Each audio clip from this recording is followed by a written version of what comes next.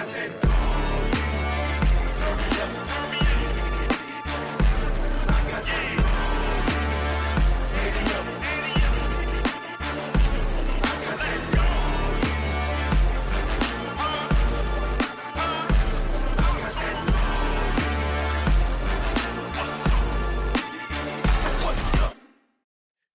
right, welcome back to another One of None podcast. I'm one of your hosts, Dr. Jonah Casella. And I'm your other host, Dr. Andrew Ganung. And we're back a little bit late with this episode. Had some stuff going on this week, but wanted to get some content out to you guys. And I guess we skipped the week before too, because that was your race week. That's one of the things that we're going to talk about is Andrew just did the Jonah half marathon last weekend.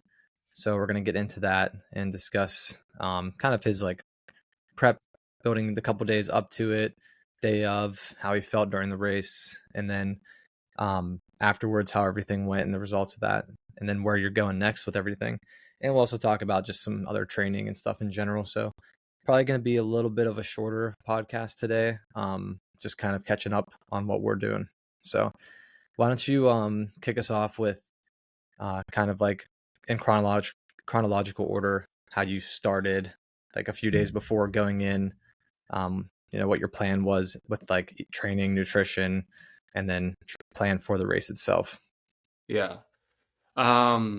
So going into it, prep before like the week of the race was a pretty standard week. I didn't change a whole lot. I was still running. I think I ran Monday, Tuesday, Wednesday, Friday, and then I raced on Sunday. And some of the runs were a little bit easier, and I was kind of keeping it mellow leading up to it, but nothing really changed in what my coach had me doing training wise. Nutrition wasn't crazy different just because I'm pretty healthy in everything I eat nowadays. I don't really go and change anything up. Whatever's been working, I'm going to keep it at that because it's been working. So, I did a little bit more of like a refeed the day before, but nothing too crazy. But I felt pretty good leading up to it. I've nursed a little bit of injuries throughout the training. It hasn't been anything major, but I did take one of my long runs off one weekend because I was nursing the injury and I didn't want to overdo it and be stupid. And then I kind of got back into it, and actually it didn't affect me at all during the race, which was really nice. What was the injury? Was it just wear and tear? Yeah, it was more wear and tear stuff. I was having some like gastroc / like peroneal tendonitis, and it was really just like lower leg pain. Anytime I would go faster into like the 7:30 or 7:15 pace, or even faster than that, like on my speed days, I would really start to feel it, and it felt like everything was super guarded in my leg, and it was very painful. And then I would just stretch the crap out of it in between as much as I could. I'd have people work on me at work, try and get rid of it. And then thankfully it didn't affect me at all. So the game plan going into it was, my original goal was 7:40 pace. I'm sorry, 1:40 total time, which puts me at like a 7:38 pace. So as I was leading up to it 2 weeks before, I'm talking to a couple of my buddies who are more the elite runners, and then my coach, and he was like, you can easily beat 1:40. And I was feeling a little bit ambitious, and I was like, yeah, I'm going to try and smoke it. Like, I think I'll hit that fine. And then 1:35 kind of got on my radar. That puts me at like a 7:15, 7:14 pace pretty much. So I was really gunning for that. And then felt pretty good leading up to it. And same thing was, I didn't actually get a lot of good sleep the night before, which kind of, I jacked myself up because of that. I got like 5.5, 6 hours of sleep. I didn't get to bed super early or anything. And then the race day, we had to get up at like, we got up at like 4:45 because Jonah is such a huge event. And I should probably preface it.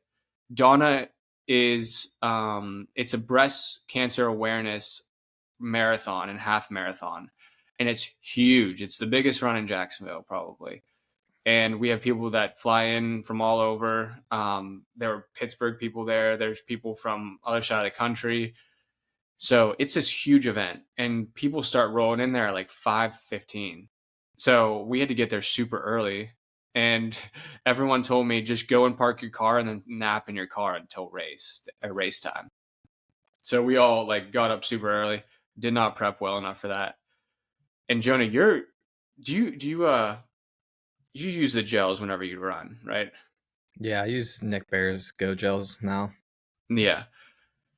That is something that I need to really focus on next time I go and do a race. I did not prep well enough for it. I'm very old school, and I've said this before on previous podcasts. I just go out there and I run. I don't really do a whole lot of crazy stuff. And that bit me in the butt during the race, I think. I think a combination of a couple things, but that's something I really want to focus on. So I'll have you kind of talk about that. Like, what are you typically doing?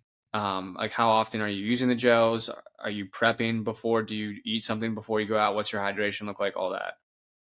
Yeah, if it's gonna be if I'm running just like a few miles, 3, 4 miles, I don't really do anything.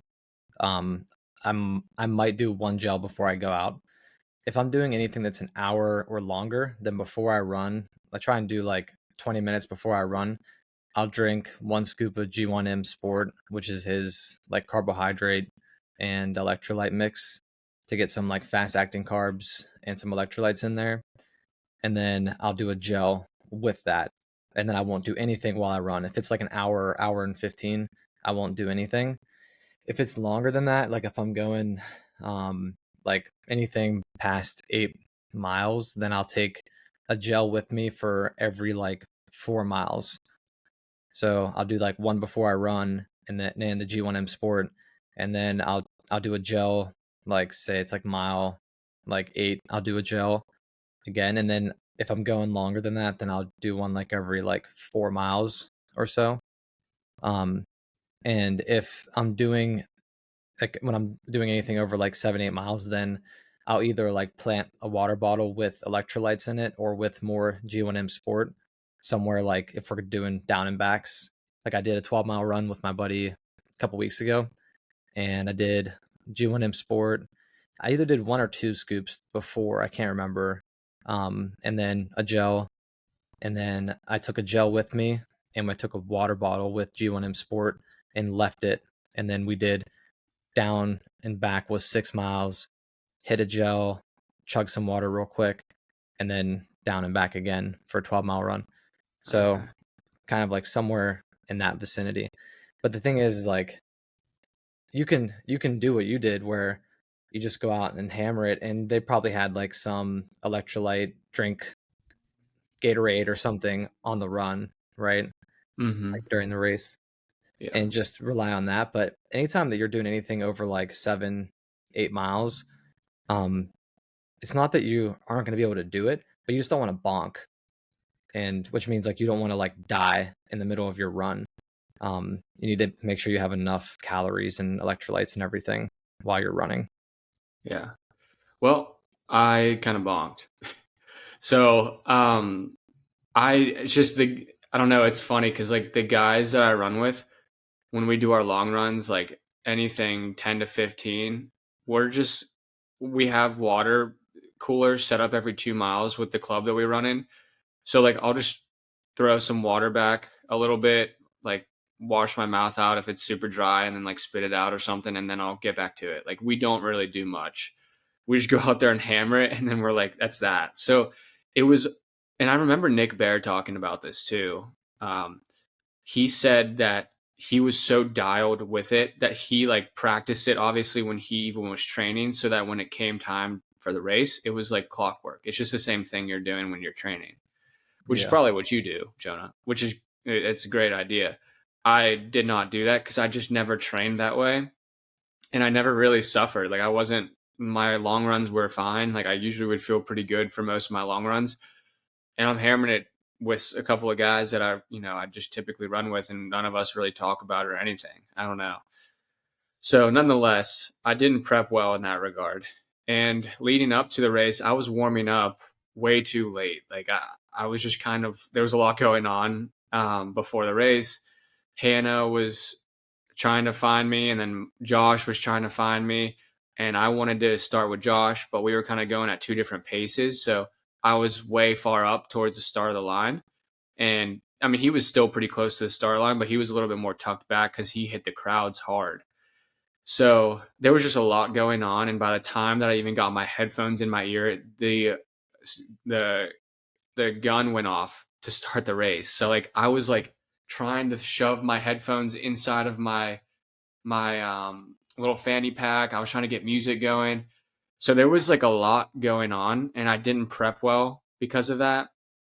And my heart rate, which is a metric that we use consistently to see how easy or hard runs are, was like 160 to start, which is horrible because I think I was amped up. I was really excited for the race. I was kind of like moving very quick, trying to get in line because you got to fight people in the front if you don't want your time to get affected by crowds or anything.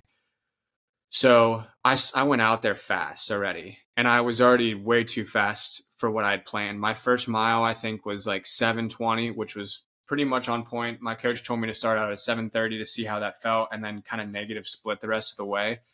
My second mile was 7:01, and I pretty much was just like negative splitting the whole entire time. And then I bonked at like 9, and you can see on my splits on Strava that I started to slow down significantly. It was a very tough race for me, which the 10 miles, 15 miles are usually never really that bad. I mean, I'm not running them at a 7:30 pace, but still, like my legs can handle that typically. So that stuff really does play a role in your performance overall. So my splits were great for the most part on the first like 9, and then when I hit 10 and on, I really started to kind of bonk. So I know a Yeah, game plan moving forward too now. right. So It's all learning experience too. I mean, like I even like with the marathon that I ran, like I did the research and the prep work leading up to it. I definitely didn't carb load enough in the few days leading up to the race, and we can talk about that a little bit more. But I did my like 2 scoops of GM1, hit a gel in the morning with some like with like a bagel and a couple other small things, coffee just so I could go to the bathroom before the race. And then when I was actually running the race, I had gels and salt tabs with me, which I had a plan to like every 30 minutes, salt tabs, mile after that, hit a gel. Like, and I was doing that, drinking water on the course, electrolyte mix on the course, which was great. But that in itself wasn't enough.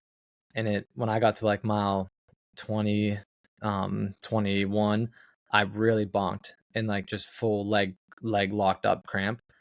And even with the amount of salt tabs and electrolytes, it just wasn't enough, and I needed more. And so I actually had like and you know this, I told you this already, but there was like an older runner racer who had been running marathons forever, who was running with me, and was eating a banana, and he just gave me half his banana, and he's like, just trust me, like this is what you needed to be doing. And I ate that, and it saved the rest of my race. And so like going forward, I know like in those longer races, like when somebody's handing out an orange slice or half of a banana, even if you're not hungry and you're hitting all the other stuff like the gels and the salt tabs, just take it, eat it, one every now and then, just to like give you a little bit extra carbs, a little bit more potassium and some other electrolytes. And it like is totally a game changer. So it's just a learning thing, and you figure out what works for you. But going back to what you said about, you don't want to do anything that you haven't tried in training. Like, you don't want to go out there and somebody be like, here, take these couple of gel packs with you. And you're like, okay. And like 2 miles in, 3 miles in, you take one and it just flips your stomach.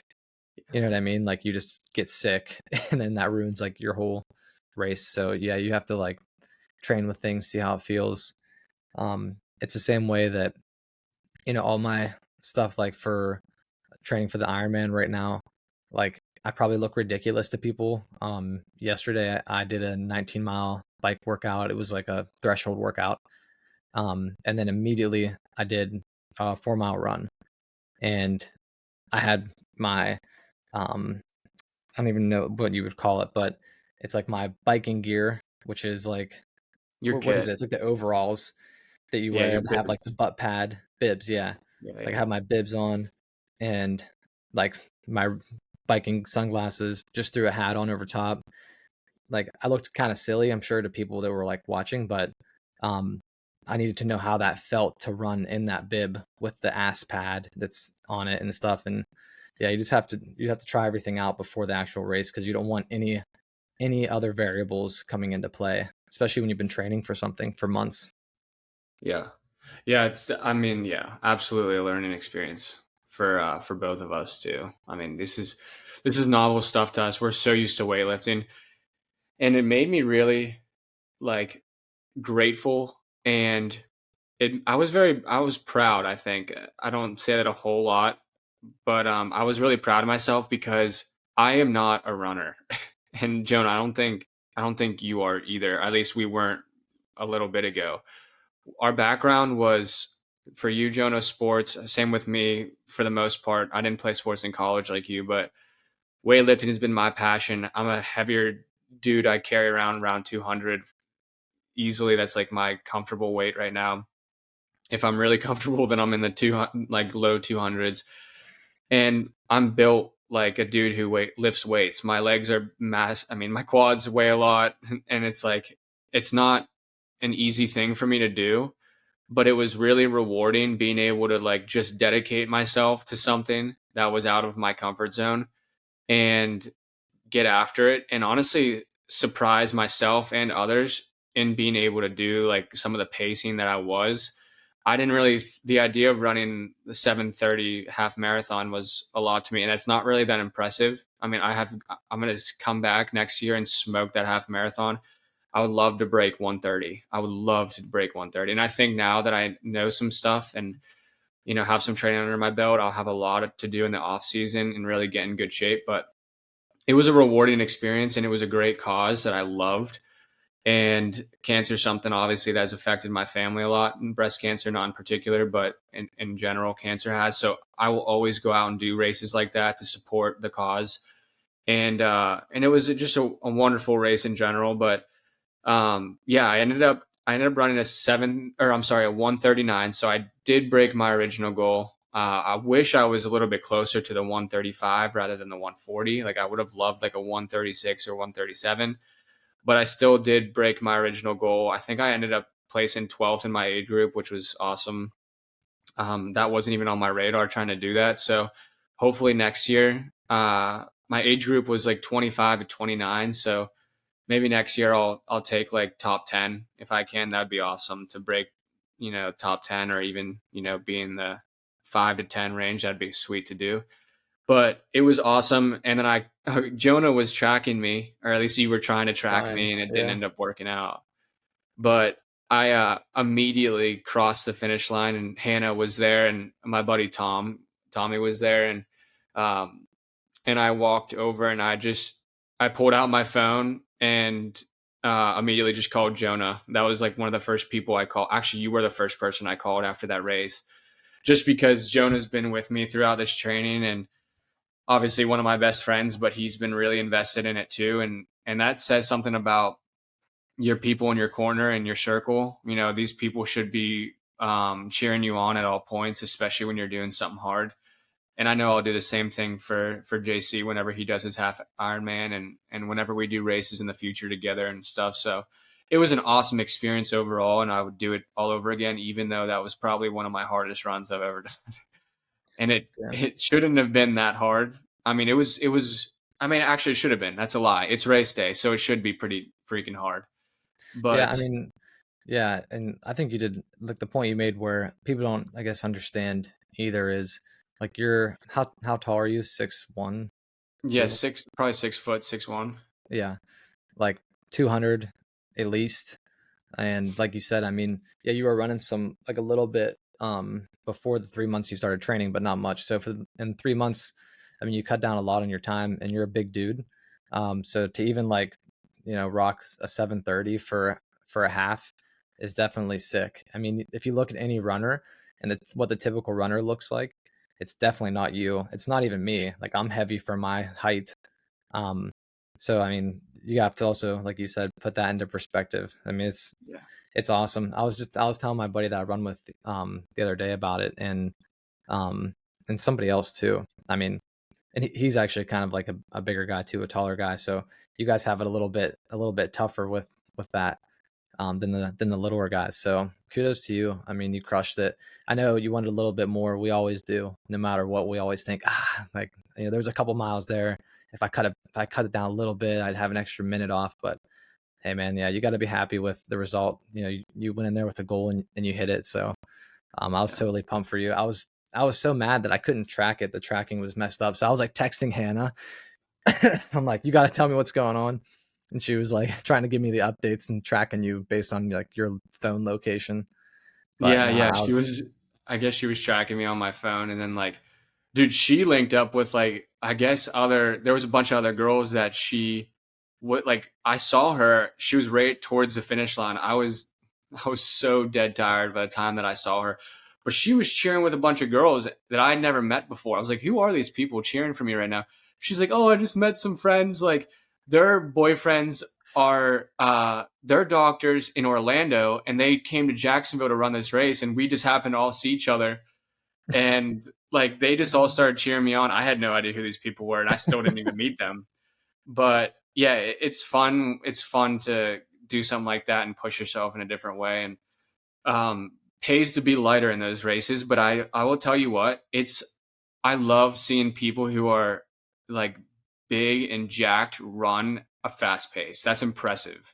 mm, And I feel like I used to think this way, JC, that whenever you are either training for strength or training for running, they're two irrespective things. People always say it's too hard to do both. Like you're not going to be able to squat a lot of weight and also run a 7 minute split on your half marathon.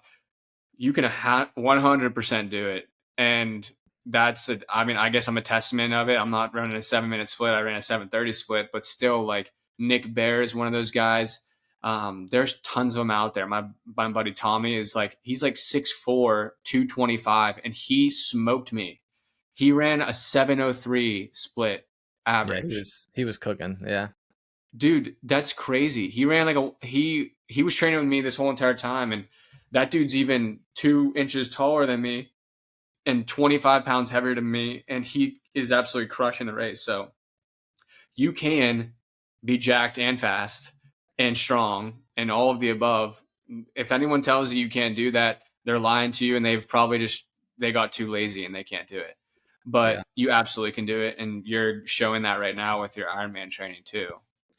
Yeah. It's the gym is definitely important. Gym and stretching and everything. And I could definitely, I mean, you could always say that you could be better or whatever, but something that I've been trying to do is when I do like a run or something, if I have time, then to also incorporate doing some shoulders and some back, because one thing with swimming is that it's all like, I mean, it's legs too, but it's like if you have weak lats and shoulders, you get fatigued so much faster. And that's something that I've been getting better and better is, and with proper technique, is taking some of the strain off my shoulders and putting more into my lats. So I've been trying to hit more of the lats and shoulders like in gym sessions. Um, but yeah, it's definitely important. It goes hand in hand for sure. And you could definitely have that lifestyle, hybrid athlete lifestyle for sure. I Yeah. think that luckily, because I'm biking so much too, is that, I mean, my quads have never, like, my quads aren't as big as our lift, 2 leg day a week lifting in undergrad, where we could eat whatever and just lift our butt off. But my legs have really not changed in mass, even with all the running and stuff, just because it's so much biking too. But yeah, doing both is important. You should have a gym sessions built into your schedule as well. But yeah, man, I great job. I was super pumped for you. And I'm glad that it turned out and you hit your goal and everything. So, you can, I don't want to interrupt you, but after you say whatever you're going to say, do you have anything planned next besides doing this again next year? Yeah, I am debating on doing a 15K. That's first week of March. I might be traveling a little bit during that weekend, so I have to find out the logistics. But I'm gonna try and stay in as good a shape as I can for that in the case that I do it. But right now, I'm just gonna continue to run. I think before early on in my training, I was like, I'm running so much that I'm just gonna stop running after Donna. I'm gonna keep doing it, man. Like I really do like it. I feel I feel guilty if I don't run, and it's part of me now. So I'm gonna still keep probably at uh let's say like a 15 to 30 mile at like somewhere around that weeks, 15 to 30 miles a week, just to continue to keep the wheels fresh and like keep my heart healthy and all that. It made me think about when we were in college when you said that. It's like, yeah, dude, we were really strong and big, but we also got winded from walking up a set of like 4 stairs. So I'd rather be where we're at now, a little bit leaner, but a lot healthier. And I'm really happy I'm starting to prioritize my heart health a little bit more. And I think that's something I neglected for a while just because I was so in love with weightlifting and still am. But um, yeah, that's pretty much going to be on my radar, just that upcoming race. And then if I see anything that I want to tap in for, then I want to be in shape for it, at least decent shape where I can run, a set between a 7:30 and an 8 minute whatever, at any point. Mhm. Even if I'm not pushing crazy numbers throughout the week, I just want to have the endurance to do that. Or if I just want to go out and run 15 miles, I want to do that. So I'm going to keep that endurance.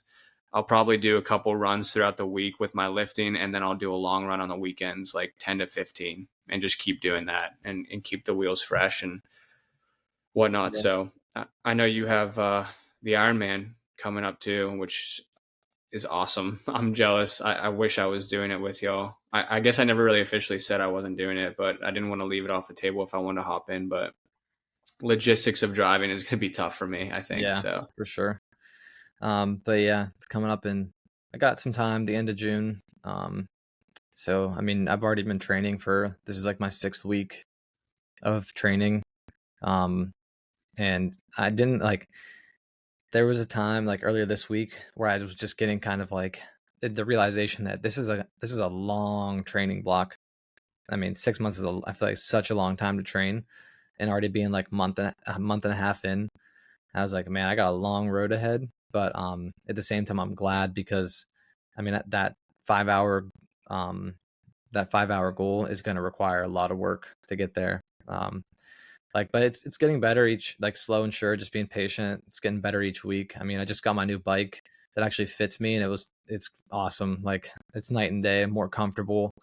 Like I said, I did that threshold workout yesterday where I did warm up and then 5 minutes, um, like relatively fast, pushing it, 6 minutes, kind of casual average, for 5 sets, and then a cool down. And I think I was averaging close to like 17 miles an hour, between like 16 and 17 miles an hour. But I need to be closer to 22, and that's going to be really tough at Penn State because Penn State's so freaking hilly. I think it's like 3,500 feet of elevation gain during it, so it's going to be very, very hard. And but a little bit of progress each time I get on the bike, and then the running's been good. It's feeling good. Even yesterday, after I did that 19 miles on the bike, I immediately did with just got off the bike, changed my shoes, and left. Did 4 miles at a 7:58 or something, and I need to average between a 7:45 and an 8 minute pace for the run. So that felt pretty good. That was encouraging. And then when it comes to the swim, I need to be close to the 140 per 100 meter mark, and I'm at like 2 minutes right now. So I've got I've got a lot of progress to make, but I got time, so it's good. Yeah, I'm excited for it. I think it's gonna be my biggest endurance push to date. And it's gonna be over 6 months of just like dedication to it. So it's gonna be awesome. And that was actually something I was thinking about. Um, I would love if we could make it happen, whether I helped pay for you to fly out, but for you to come, crew um, you. yeah, crew me and like work on me before would be dope.